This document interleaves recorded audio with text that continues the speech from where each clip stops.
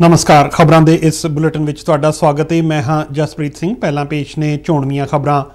प्रधानमंत्री नरेंद्र मोदी वालों राष्ट्रमंडल खेडां विच हिस्सा लैण वाले भारती खिडारियां अते अधिकारियों की हौसला अफजाई।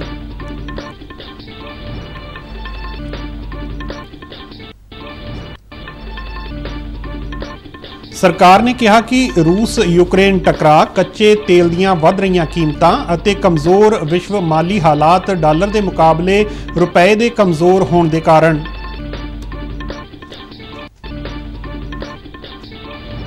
सूचना ते प्रसारण मंत्री अनुराग सिंह ठाकुर ने कहा कि अग्निपथ योजना हेठ फौज के नियमां अते भर्ती प्रक्रिया विच कोई बदलाव नहीं किया गया।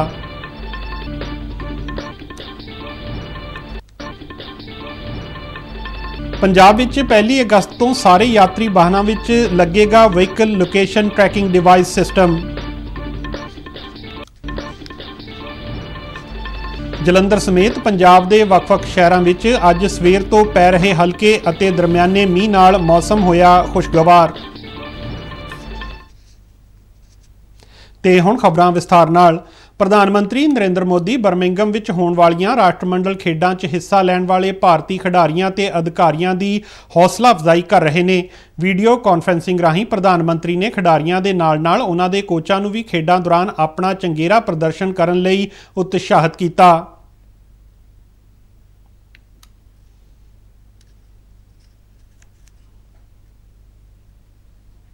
प्रधानमंत्री वालों यह गलबात वड्डे खेड मुकाबलिਆਂ ਵਿੱਚ हिस्सा लैण तो पहलां खिडारियों ਨੂੰ प्रेरित ਕਰਨ ਦੇ ਉਹਨਾਂ ਦੇ ਨਿਰੰਤਰ ਯਤਨਾਂ ਦਾ ਇੱਕ ਹਿੱਸਾ ਹੈ। ਰਾਸ਼ਟਰਮੰਡਲ ਖੇਡਾਂ 2022 ਇਸ ਮਹੀਨੇ ਦੀ 28 ਤਰੀਕ ਤੋਂ 8 ਅਗਸਤ ਤੱਕ ਹੋ ਰਹੀਆਂ ਨੇ। ਭਾਰਤ ਤੋਂ 215 ਐਥਲੀਟ 19 ਖੇਡਾਂ ਦੇ 141 ਮੁਕਾਬਲਿਆਂ ਵਿੱਚ ਹਿੱਸਾ ਲੈ ਰਹੇ ਨੇ। सरकार ने कहा कि रूस यूक्रेन टकरा कच्चे तेल दीयां वध रहीआं कीमतां अते कमज़ोर विश्व माली हालात डॉलर के मुकाबले रुपए के कमज़ोर होने के कारण ने। खजाना राज मंत्री पंकज चौधरी ने राज सभा नूं दस्सिया कि ब्रिटिश पाउंड, जापानी येन अते यूरो वर्गियां होर मुद्रावां डॉलर के मुकाबले रुपए की तुलना च ज़्यादा कमज़ोर होईयां ने।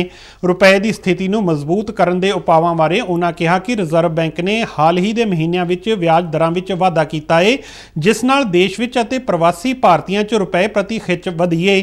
पंकज चौधरी ने कहा कि रिजर्व बैंक विदेशी मुद्रा बाजार ते लगातार नज़र रखता है अते उच्च अस्थिरता के मामले विच दखल अंदाजी भी करता है।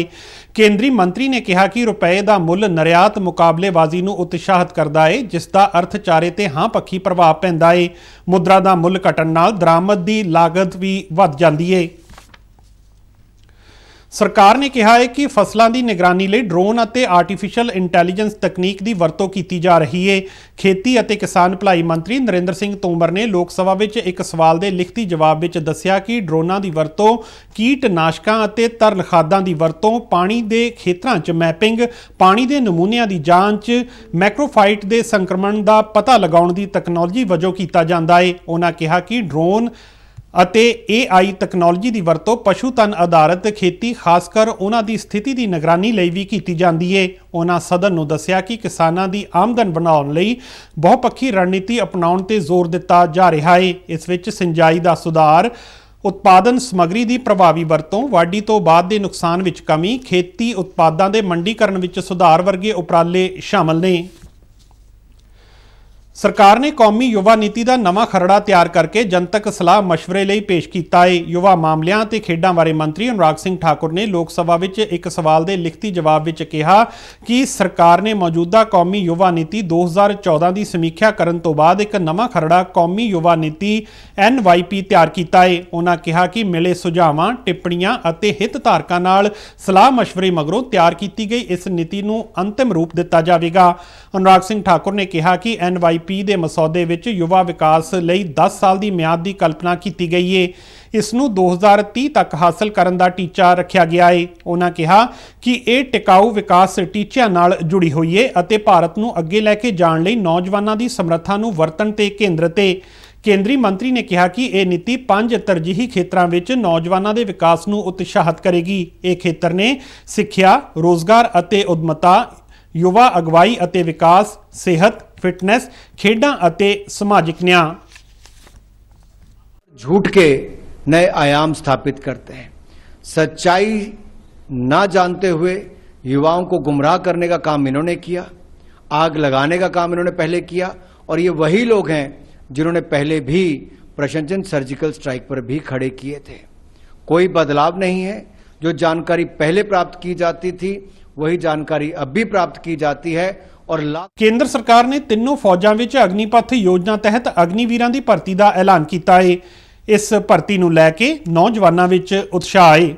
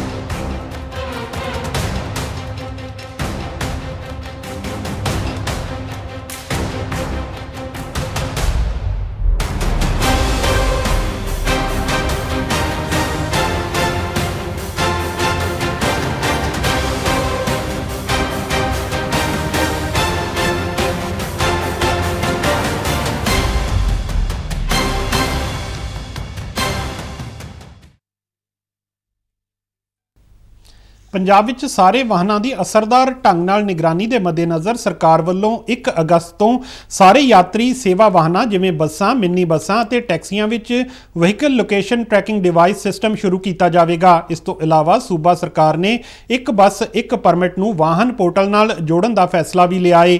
ਖੇਤਰੀ ਟਰਾਂਸਪੋਰਟ ਅਥਾਰਟੀਆਂ ਦੇ ਕੰਮਕਾਜ ਦੀ ਸਮੀਖਿਆ ਕਰਨ ਸੰਬੰਧੀ ਮੀਟਿੰਗ ਦੌਰਾਨ ਟਰਾਂਸਪੋਰਟ ਮੰਤਰੀ ਲਾਲਜੀਤ ਸਿੰਘ ਭੁੱਲਰ ਨੇ ਸਾਰੇ परमिट धारकों ਨੂੰ वाहन पोर्टल ਤੇ मोटर वाहन टैक्स जमा कराउण ਦੀ अपील की। मीटिंग दौरान वैब पोर्टल ਤੇ संयुक्त समा सारणी अपलोड करन ਦਾ ਵੀ फैसला किया गया। सड़क हादसिਆਂ ਵਿੱਚ मौतां ਤੇ ਡੂੰਘੀ चिंता प्रगटाउंदिਆਂ मंत्री ने हदायत की कि टिप्पर, ट्रक ਅਤੇ होर भारी वाहनों के पिछले पासे लोहे की राड फिट करनी लाजमी है। उन्होंने कहा कि अजिहे किसी भी वाहन ਨੂੰ पास नहीं किया जाएगा जिस ते लोहे की राड फिट नहीं होगी।